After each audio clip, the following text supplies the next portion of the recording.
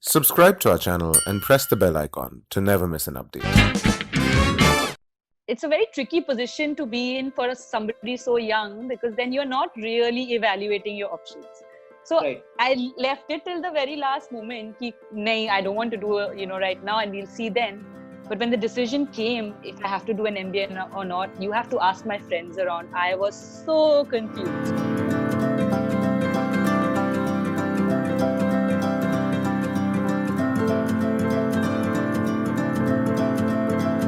Hi guys, and welcome to another episode of Conversations in Quarantine. We are heading right over to Netherlands again in Amsterdam. We have someone from Amsterdam joining us. Her name is Ellora.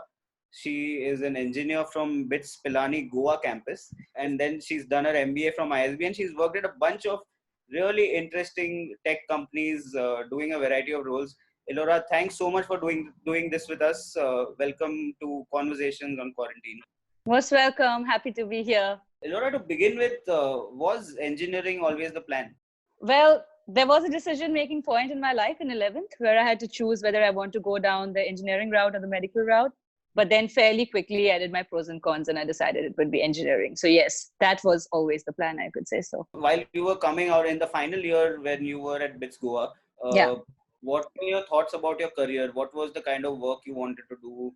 What were the kind of companies you wanted to join? What was your plan in the final year at BITS Goa? I wanted to work first. What I did know is that I didn't want to sit for my MBA exams back then. I had been too long in 4 years in a campus, and I was excited to go and live the Bangalore life, so to speak, which was a very natural progression, right? I mean, so I was excited to work, and my final year, I was very clear that I don't want to sit for MBA right now, and I was excited to go work out there. So I was looking forward to go out there in a corporate or startup. I wasn't so hell bent on joining one or the other. Maybe after an MBA, I had much more cognizance of really an informed choice. In BITS, it was more like, okay, what is the best option here? And there were very prestigious companies, so I just wanted to get into one of them and feel happy. I guess the simple decisions. So first company that you worked for, eBay. What was that like? The first year out of your engineering college, you're a professional for the first time. You're supposed to talk seriously. You have a corporate email ID, and you're going into this massive office every day. What was that like? What were some of the things that you really enjoyed, and what were some of the things that you were intimidated by? Yeah, I think that was the exact word I would have used. That I felt fun, and I felt like, the first time you get that salary in your paycheck and you're like, whoa, do I even deserve this sort of a moment? It's a lot of fun. It's fun. It's not as serious. Now when we are at professionally, I feel way more serious than what I felt back there. It was also a lot to do with the company culture. They made us feel very comfortable. But we still felt like the bachas, would come in, because people come in a group, and then you all play foosball together, and then you're coding together. And you get to know each other. It was a very nice environment. But I think the biggest difference was that if you're in a multinational, you see extraordinary mentorship. So we had a lot of very senior people who had been there, done that. And that was something that was intimidating and, awe-inspiring for me, that, oh my God. Right. Because we used to have like that time, eBay and PayPal used to be the same company. And we had people like Douglas Crockford who would come and give us Node.js sessions. He's like one of the pioneers of JavaScript. So just seeing him coming all the way from SF and San Jose and giving us talks, and it was a lot to learn about. So it was intimidating, but it was also a lot of fun. I think it was a good mix of the two. So one is the attitude bit, and you talked about confidence and those kinds of things. But the other is also the skills bit, that skills that you're going to be required to employ on your job. Totally. Were they relevant? Were they up to the mark in what you learned on campus? I think totally. Like, we were in terms of coding, etc. And I mean, it also depends on how much you diversified in campus. On campus, you have a lot of opportunities like Google Summer of Code, and a lot of other internships that people would do during their PS, etc. And also the practice school bit of BITS. I think that is amazing, because I had like a year in NetApp before I actually joined eBay. And it was a much more technical company, but all the first bits of learning, life is a little easier on you when you're an intern, but you still have so much more substantial time to learn. So hands down, the practice school really, really prepares you on the ground. And maybe that is the delta between BITS to the first job, is your internship in the middle, which kind of really sets you up for success. In terms of courses as well, there is every course that you can imagine that might be relevant, from electives and human computer interaction or anything else to the normal CP1, CP2 that we used to do. So I wouldn't say that BITS had anything that they fell short on. If at all, we as students could have done more when I look back, instead of wasting our times on the beaches. But I think it was great. It was a good experience. One project that you did at eBay that was most enriching, that you thought really gave you a chance to express yourself and also grow and learn something new. So tell me about that one project that you did at eBay. It was actually my first project. So when I had first joined, I was in the messaging team there, which is member-to-member messaging, we used to call it. But we were working with the analysts and people back in San Jose, where they were trying to, a new framework called Mobius. We were trying to basically run some scripts to generate data faster. So it was basically a lot of Hadoop and scripts and new stuff, which the team wasn't particularly doing. So they left it to me, and it could have been a great success or not. The task was to eventually be able to mine the data faster, to be able to put them into Tableau dashboards, something like that. But I think in that project, I had to work so much with people back in San Jose.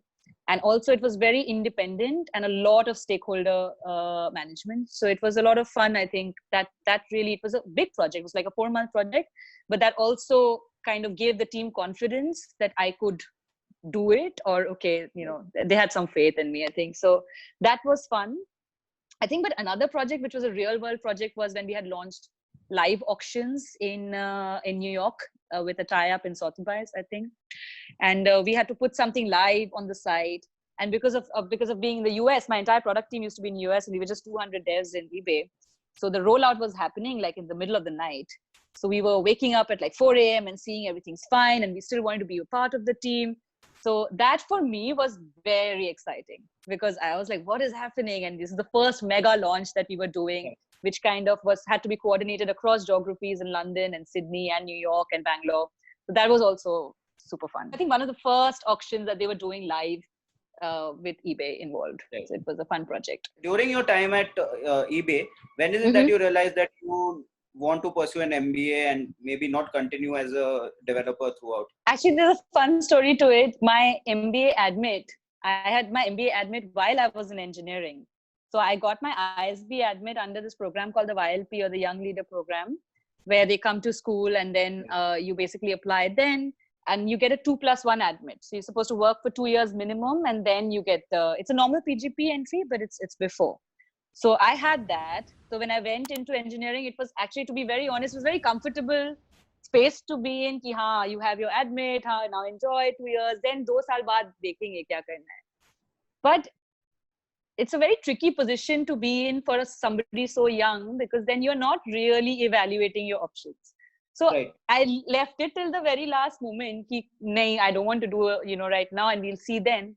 But when the decision came, if I have to do an MBA or not, you have to ask my friends around. I was so confused.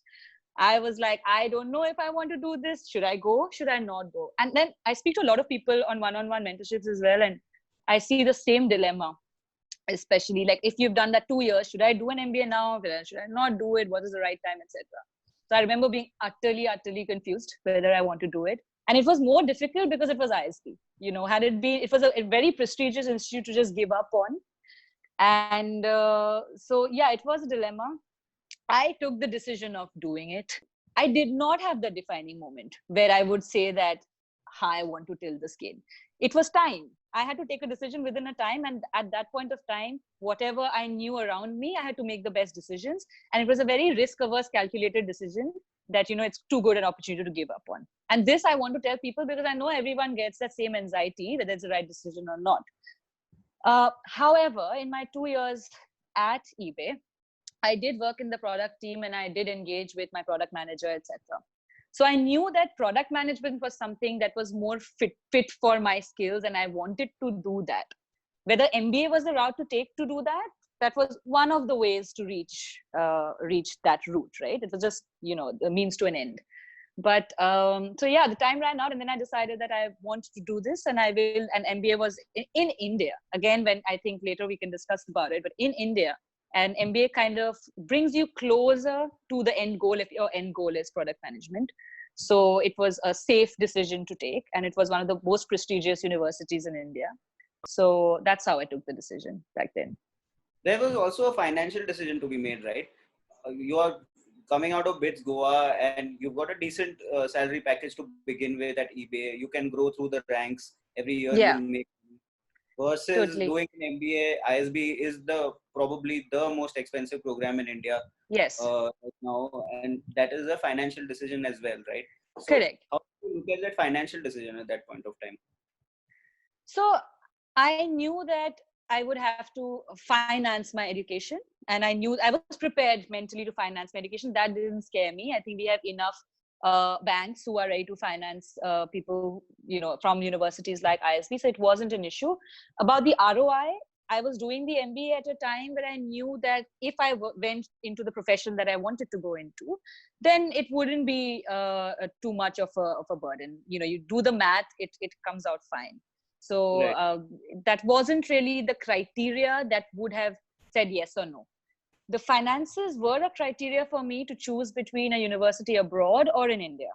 So Right. if I had to then say that, okay, do I want to go abroad, but I don't know, what if I don't get a job? I come from a very simple middle class family, so I didn't have itna zyada ki dekhte hain kya hoga, kar lenge, and I didn't have that attitude. So it was a very simplistic, whatever that time it made sense. Okay, in the Indian schools, I was prepared for it, and I knew that I would land a job, at least in tech, that would pay me enough to be able to pay back my loans.